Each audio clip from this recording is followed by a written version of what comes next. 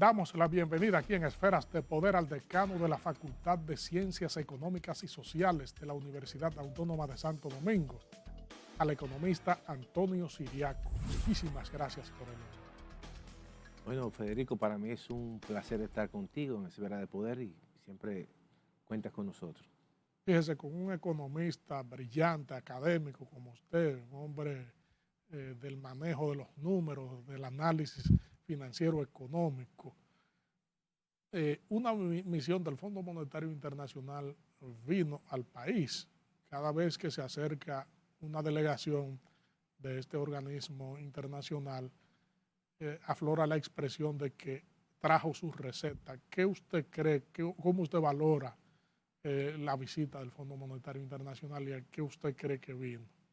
Pero Federico, yo pienso que esas visitas son visitas incluso rutinarias y están enmarcadas dentro de esas visitas que hace el fondo a los países que son signatarios del Fondo Monetario Internacional. Y eso hace básicamente énfasis en el artículo 4 de la Carta Constitutiva del Fondo Monetario Internacional, donde cada país signatario, ellos tienen la potestad de revisar hasta 2 veces al año el comportamiento de la economía.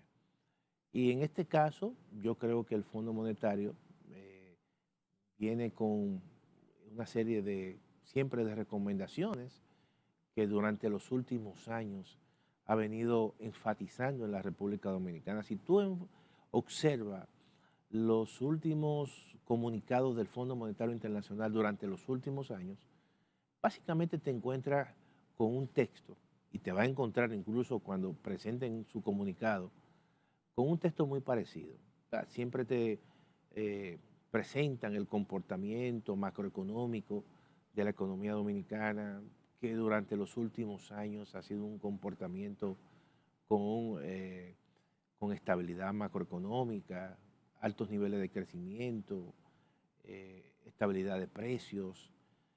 Sin embargo, el fondo siempre hace énfasis en sus recomendaciones, en los últimos comunicados, y yo pienso que ahora no será diferente, en hacer reformas estructurales importantes.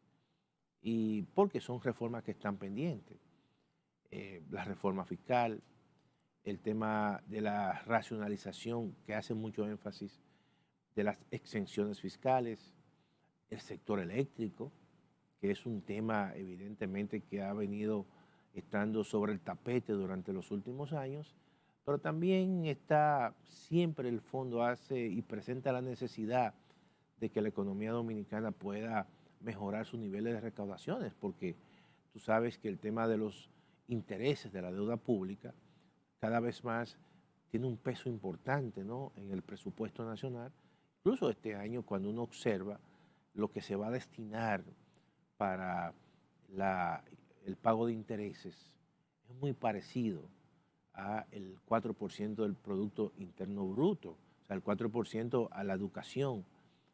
Y esto es importante porque le quita capacidad al Estado dominicano, al gobierno dominicano, de hacer políticas públicas de inversión, porque la inversión pública durante los últimos años, ante la imposibilidad de hacer una reforma fiscal, el Estado dominicano, el gobierno dominicano, lo que eso ha generado es una especie de ralentización y de disminución de la inversión pública, que es un mecanismo importante. O sea, una economía como la economía dominicana, que, como dijo el presidente, que quiere que en el año 2028 el ingreso per cápita en la República Dominicana sea de $15,000 por personas.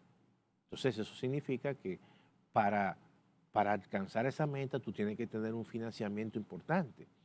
Tú tienes que ese financiamiento traducirlo en una inversión pública importante, porque la inversión pública en economías como la economía dominicana, con alto nivel de crecimiento, tiene que rondar entre un 4, un 3.5 y un 4%. Ahora, ¿qué ha ocurrido?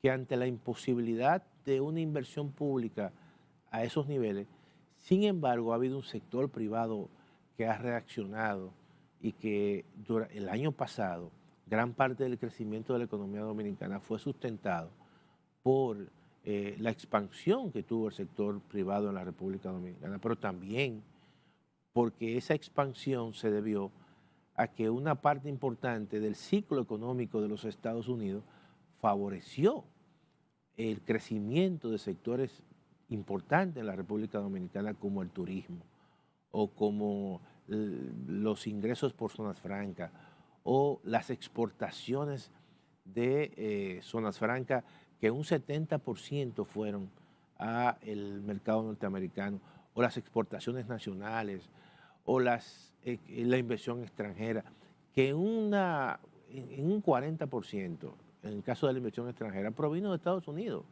o más de un 40%, el turismo vino de Estados Unidos, pero en un 85% las remesas vinieron de Estados Unidos. Entonces, ese ciclo expansivo que tuvo la economía norteamericana se reflejó en el crecimiento de la economía dominicana, porque hay un ciclo común, Federico. Mira, por cada 1% en que crece Estados Unidos, nosotros lo hacemos en alrededor del 1.6.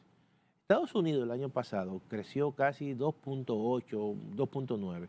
Si tú multiplicas ese 2.8 por 1.6, te da alrededor de un 5%, que fue lo que nosotros crecimos. Por lo tanto, hay un ciclo común entre ambas economías. Entonces, ¿qué ocurre? Que nosotros necesitamos, para seguir creciendo y alcanzar las metas que el presidente de la República incluso se ha trazado y lo ha comentado, lo dijo en la Asamblea, en su discurso de la Asamblea de rendición de cuentas en la Asamblea Nacional, tenemos que crecer un 6% para llegar a un nivel de ingresos per cápita de $15,000 por persona. Entonces, eso significa que hay que hacer reformas importantes. Eso significa, Federico, que hay que buscar un mecanismo de financiamiento en el sentido de que el Estado Dominicano mejore los ingresos públicos, las recaudaciones. Y en ese sentido, yo veo que la llegada de la misión del Fondo Monetario Internacional viene con recomendaciones específicas en el sentido de que hay que primero racionalizar las exenciones fiscales. Mira, aquí hay exenciones y no eliminarlas, Federico, es racionalizarla, es focalizarla. Te voy a poner varios ejemplos. Aquí hay sectores, en el caso, por ejemplo, de las exenciones al turismo, aquí hay sectores que requieren las exenciones, como es el Polo Sur, Pedernales, Sí. Barahona, que es toda una zona donde hay un gran potencial del turismo de sol y playa, porque prácticamente no llueve. Y entonces se requiere ahí la mano amiga del sector público para que el sector privado pueda expandir sus inversiones. No es lo mismo lo que está ocurriendo en el sector, en el Polo Sur, que en el Polo del Este. El Polo del Este, Federico, es un polo maduro. Entonces yo creo que ahí, sin tú eliminar exenciones, tú la focalizas y tú dices, bueno, vamos a concentrarnos en aquellos polos donde se requiere una mayor inversión. Lo mismo puede ocurrir en el Polo Norte, y ya en el Polo Oeste ya hay un sector turismo maduro. Oye bien, pero no estamos diciendo que la vamos a eliminar de golpe y porrazo. Te voy a poner otro ejemplo. En la propuesta de reforma fiscal que no se pudo, que se abortó, se hablaba de la eliminación de los incentivos a la ley de los gastos educativos. Es decir, yo, Antonio Siriaco, Federico Méndez, puede poner sus hijos en las mejores escuelas y universidades, y entonces yo, con mis comprobantes fiscales, al final del año voy al impuesto sobre la renta y me deducen ese gasto educativo de los pagos al impuesto sobre la renta. Pero ahí se están beneficiando no solamente Federico Méndez ni Antonio Siriaco, que a lo mejor son de clase media baja o de clase media. Ahí se está beneficiando el gran empresariado, la gran familia de altos ingresos que envían sus hijos al Caro Morgan, piden comprobantes fiscales y luego entonces le deducen esos gastos cuando presentan su declaración jurada. ¿Qué nosotros proponemos? Que no se elimine, pero que solamente se limite a aquellos grupos de ingresos, familias con niveles de ingresos de clase media hacia abajo. Porque entonces estamos haciendo una ley positiva, pero la estamos haciendo regresiva, porque se están beneficiando los más ricos. Entonces hay que focalizar esa ley y orientarla, Federico, a aquellos sectores y hogares de clase media hacia abajo que puedan enviar sus hijos a universidades buenas, privadas, públicas, o que puedan enviar sus hijos a escuelas bilingües. Entonces, ese es el mecanismo que nosotros tenemos que hacer, de reorientar. Y creo que el fondo por ahí viene. Y también el fondo va a decir, mira, la evasión fiscal todavía es muy alta en la República Dominicana. Y tú tienes un espacio muy fuerte para crecer en el mediano y largo plazo, sencillamente combatiendo la evasión fiscal. Y por ahí vienen, según mi punto de vista, vienen las recomendaciones del fondo. Y sencillamente tú tienes un mecanismo de incrementar las recaudaciones, Federico, sin incrementar impuestos. Nosotros siempre en la Facultad de Ciencias Económicas y Sociales, nosotros propusimos el hecho de combatir la evasión como un mecanismo para alternativo a una reforma fiscal, a incrementos impositivos. La sociedad dominicana hoy en día es una sociedad que se ha expandido, hay más clase media, está emancipada. Entonces, cuando le hablan de impuestos, es como que la gente piensa que le están sacando el dinero de su cartera. Entonces, si nosotros hacemos una reforma fiscal sin hacer una reforma a la evasión fiscal, estamos sencillamente trabajando con una especie de un vaso con muchas filtraciones. Porque cuando tú le echas el agua, entonces el agua se filtra. Vamos a tapar las filtraciones para que cuando las recaudaciones empiecen a crecer, entonces no se filtren. Y yo creo que eso es un espacio importante. Aquí la evasión fiscal, Federico, es alrededor de casi el 7%, 8% del PIB. Entonces, yo creo que hay un espacio importante sin incrementar tasas, sin afectar a los sectores de bajos ingresos o de clase media, de tú incrementar las recaudaciones. Y yo creo que el fondo en ese aspecto va a enfatizar sus propuestas. Nosotros también propusimos, Federico, en la Facultad de Ciencias Económicas y Sociales, como un mecanismo de formalización de las pequeñas empresas, la incorporación del monotributo dentro del régimen simplificado de tributación. ¿Qué significa el monotributo? Que un pequeño contribuyente pague un monto fijo mensual y que ese monto fijo incorpore la seguridad social, la Infotec y quizá el impuesto que debe pagar. Entonces, supongamos que un colmadero paga, se le fija 20,000 pesos mensual o 10,000 pesos mensual, pero ahí está los impuestos más la seguridad social y tú estás formalizando y además le está dando protección social a un sector que es informal y que carece muchas veces de la seguridad social. Mira, Uruguay es el país en América Latina, Federico, donde la informalidad laboral es la más bajita que hay, un 22%. No hay ningún otro país en América Latina que tenga esa. Y tienen un sistema de indemnización parecido al de la cesantía, pero tienen el monotributo.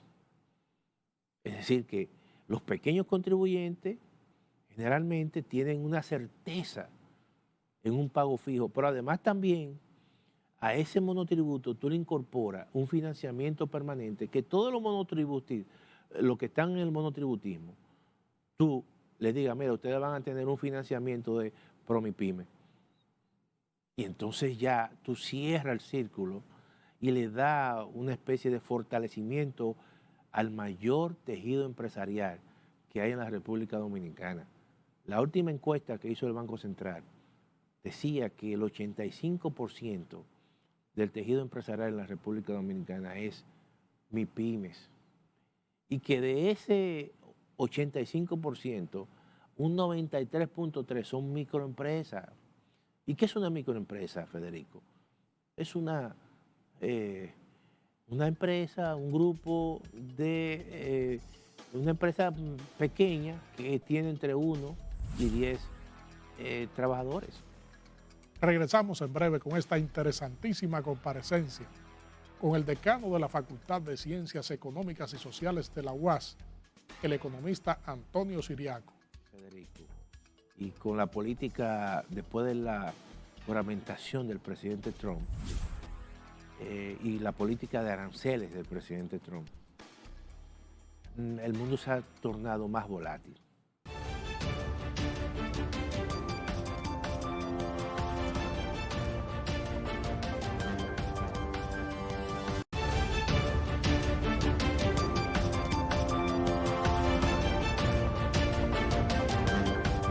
Estamos conversando aquí en Esferas de Poder con el economista y catedrático, el decano de la Facultad de Ciencias Económicas y Sociales de la Universidad Autónoma de Santo Domingo, Antonio Siriaco. Fíjese, profesor, hablábamos de la receta que probablemente haya traído el Fondo Monetario Internacional, qué se colige, qué procede, cuáles son los parámetros que se suscitan luego de una visita de una misión de alto nivel que, dicho sea de paso, coinciden en el correcto manejo de la economía, en que las autoridades han tenido un proceso regulatorio acertado en medio de la volatilidad internacional que ha afectado otras economías. Mira, tú sabes que el mundo de hoy, Federico, y con la política después de la juramentación del presidente Trump y la política de aranceles del presidente Trump, el mundo se ha tornado más volátil. Es como que Estados Unidos, el Partido Republicano, el partido que siempre propugnaba por el libre mercado, a diferencia del Partido Demócrata, que propugnaba por una mayor intervención del Estado, es al revés. Ahora Donald Trump viene con una política mucho más proteccionista, que no es la tradición del Partido Republicano. Y la imposición de aranceles a México, a Canadá, a China, a la Unión Europea, ha traído obviamente una especie de mini guerra comercial. Pero a su vez, esto en la misma economía norteamericana ha generado cierto nivel de situación de incertidumbre y de riesgos. ¿Por qué? Porque esa política puede traer como consecuencia incrementos en precios en la economía norteamericana. Y eso entonces ya implica que la misma Reserva Federal comience a cambiar su política monetaria. Fíjate que la Reserva Federal venía combatiendo la inflación, tratando de llevar la inflación general a la meta establecida en la Reserva Federal, que es un 2%. Todavía no ha llegado a ese nivel. El último dato indica que ya está en 2.8. Pero con esta política de Donald Trump, entonces lo que está trayendo como consecuencia es que la Reserva Federal, con esa política de reducción de tasa de interés, entonces entre en pausa o posiblemente incremente su tasa de política monetaria. Y eso entonces tiene una reacción en la República Dominicana, porque en la medida que la Reserva Federal incrementa la tasa de interés, eso hace y trae como consecuencia que también en la República Dominicana, por una situación de que el dólar se aprecia, el dólar norteamericano está apreciado, y eso genera una presión adicional en la República Dominicana de demanda de dólares. Y por eso el tipo de cambio ha venido subiendo. ¿Y por qué hay una demanda adicional de dólares? ¿Tú sabes por qué? Porque cuando hay tasa de interés allá, mucho mayor que la de aquí, eso motiva a una salida de capital. Porque los títulos de deuda, los bonos norteamericanos, son más atractivos que los bonos dominicanos o los certificados que emite el Banco Central. Entonces, ¿qué yo puedo hacer como un gran inversionista? cambiar los pesos que tengo a dólares y comprar entonces los títulos de bono norteamericanos. Pero para yo cambiar los pesos a dólares tengo que ir al mercado cambiario. Y eso genera una demanda adicional. Y por eso es que el dólar en la República Dominicana se ha depreciado en los últimos años y en las últimas semanas. Por ejemplo, hay una demanda adicional ahora mismo que no depende de las políticas internas. Yo creo que ahora mismo los fundamentos macroeconómicos internamente son buenos. No hay un motivo en términos de los fundamentos macroeconómicos que induzcan a un incremento en la tasa de cambio. Pero hay factores externos que no lo controlamos, que son los que están provocando esa demanda adicional de dólares, porque, por ejemplo, los grandes importadores en la República Dominicana, como ven un futuro riesgoso, incierto, ¿qué van a decir? Déjame comprar dólares ahora porque yo no sé qué va a pasar en el futuro. Entonces eso genera una demanda adicional de dólares, van al mercado cambiario, y entonces eso, como el mercado cambiario es muy volátil, depende mucho de las expectativas, depende mucho de la incertidumbre, entonces eso hace que ese mercado se torne más volátil. Por eso es que el tipo de cambio ha venido rápidamente pasando del 61, 60, 61, cercano a 63. Entonces, ¿qué yo creo? Que el Banco Central posiblemente la próxima semana estará inyectando entre 100 millones y 150 millones para tratar de alejar un tanto el tipo de cambio o la tasa del dólar que está cercano al 63 y llevarlo más al 62, 61. Y debe de hacerlo, porque todo esto genera muchos niveles de incertidumbre, de temor, y genera una demanda adicional de dólares. Entonces el Banco Central debe tratar de cambiar, de calmar un poco este proceso que se está dando en el mercado cambiario. Entonces, pero la política de Donald Trump nosotros no la controlamos. El Banco Central ha manejado bien la economía, sus fundamentos, ha mantenido una tasa de inflación incluso cercano al piso de la meta de inflación. Y yo digo esto, Federico, porque el año pasado entraron al país más de 40.000 millones de dólares en divisas por diferentes conceptos. Entonces, no hay una causa interna sólida que te diga que está generando un proceso de incremento en el tipo de cambio, porque si el año pasado la República Dominicana recibió más de 40.000 millones de dólares por concepto de exportaciones nacionales, exportaciones de zonas francas, ingresos por turismo, ingresos de remesas, ingresos por la inversión extranjera. Y hay suficientes dólares. Y en el mes, prácticamente al principio del mes de marzo, entró casi 3.000 millones de dólares, 5.000 millones de dólares por la colocación de bonos. Y el Banco Central tiene 14.900 millones de dólares en reservas brutas internacionales. Entonces, aquí no hay un problema de dólares internamente. Ahora, hay un tema externo que no se controla, que es el tema de la incertidumbre, producto de la política de Donald Trump, que está generando una apreciación del dólar, y eso está afectando evidentemente la economía dominicana.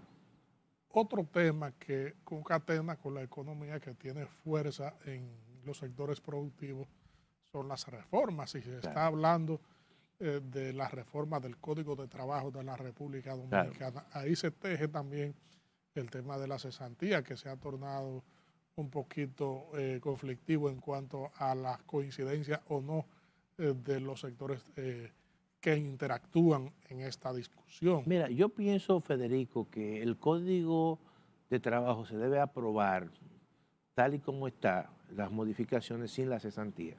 La cesantía tiene que ser un tema que se discuta con más tiempo. Nosotros pensamos que un componente de la cesantía debe ir a gastos tributarios y debe ser compartido entre el sector empresarial y el sector gubernamental.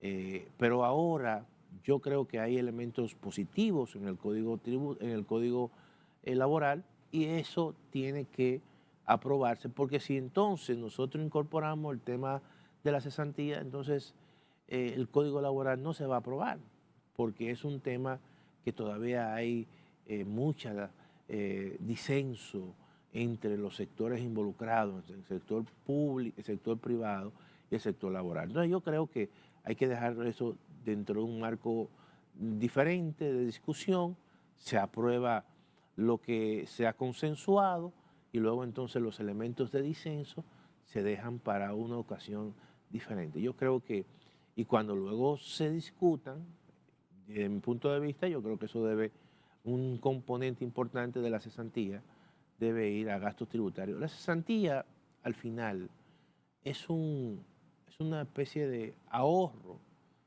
que debe hacer una empresa. Y es así. Por ejemplo, los trabajadores no se liquidan, vamos a decir, de un día para otro.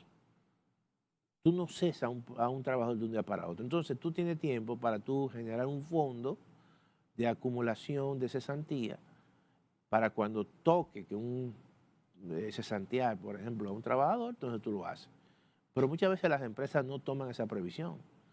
Ahora, ¿qué nosotros proponemos en la Facultad de Ciencias Económicas y Sociales? Que se cree un fondo para la cesantía y que una vez un trabajador pueda solicitar algún tipo de liquidación, o sea, cesanteado, entonces ese monto se le puede poner como una especie de gasto tributario y una especie de desgravación fiscal a la empresa que aplica realmente ese monto cesante. En estas discusiones siempre se habla de que esa reforma afrontaría los niveles de informalidad existentes. Yeah. ¿Cómo contribuye una reforma al código en mitigar, en bajar la informalidad? Nosotros, te reitero, dentro del contexto de una reforma, no solamente una reforma fiscal o cambios fiscales, sino también dentro de la reforma al Código Laboral y al tema de la contribución a la disminución de la cesantía, de la informalidad, nosotros hemos planteado el monotributo. El monotributo es el mecanismo idóneo para disminuir la informalidad laboral, al margen de la cesantía. Porque lo que va a hacer el monotributo es que va básicamente a lidiar, limitar, disminuir los pagos impositivos y le va a generar certeza. Mira, cuando a un pequeño empresario tú le dices que va a pagar mensualmente 20,000 pesos o 15,000 pesos o un monto fijo que incorpora todos los pagos, impuestos, Infotec y seguridad social, entonces ya él tiene una certeza cuánto va a pagar. Y eso va a permitir, concomitantemente con un financiamiento permanente que tú le puedas dar a través de Promipyme, eso va a motivar un proceso de formalización de empresas, al margen de que esté la cesantía. La cesantía no es el principal problema para la formalización. El principal problema para la formalización es el tema tributario para las empresas. En torno al tema de la cesantía, ambos sectores, o sea, el empleador y el sindical, están plantados en que hay que buscarle una salida. Un sector del legislativo dice que es innegociable la cesantía y que no se puede variar en la temática jurídica que tiene en el código. ¿Cuál es el punto medio a discutir ahí? Vuelvo y reitero, Federico, la cesantía, la solución que nosotros tenemos en la Facultad de Ciencias Económicas y Sociales es que una parte del monto de la cesantía sea básicamente como un gasto tributario, de tal forma que le quita un peso a la empresa. No es que desaparezca la cesantía, es que una vez ese monto, una parte vaya a gasto tributario y que se les grave cuando la empresa presente por ejemplo, puede ser un 40%, puede ser un 50%, y se les desgrave a esa empresa cuando vaya a presentar su declaración jurada. Por ejemplo, si a Antonio Siriaco hay que darle 100.000 pesos por cesantía, entonces que el 50%, aunque la empresa lo pague, pero se le va a descontar, se le va a desgravar cuando presente su declaración jurada, y al final terminará pagando el 50%, o sea, 50.000 pesos. Es una manera de compartir, evidentemente, costos y que la empresa no tenga esa carga, como dicen, y mucho más la pequeña y mediana empresa. Y eso puede cambiar en función del tamaño de la empresa. Si es una empresa grande, entonces se puede asumir un 40%, si es una empresa pequeña se puede asumir hasta un 70%, de tal manera que eso también le permite a la empresa estar formalizada, porque si quiere pagar cesantía tendrá que estar formalizada, y entonces la formalización es lo que le va a dar el beneficio para precisamente estar en los gastos tributarios. Magnífica e ilustrativa, como siempre, su comparecencia, dando en la diana en términos de orientación de los factores que influyen en la economía del país y en los sectores productivos. Esperas de poder, siempre será un canal abierto. Muchas gracias, Federico, por tu invitación. Gracias a ustedes, amigos televidentes, por habernos acompañado en esta interesantísima comparecencia con el decano de la Facultad de Ciencias Económicas y Sociales de la Universidad Autónoma de Santo Domingo, el economista Antonio Siriaco. Proseguimos con nuestro contenido.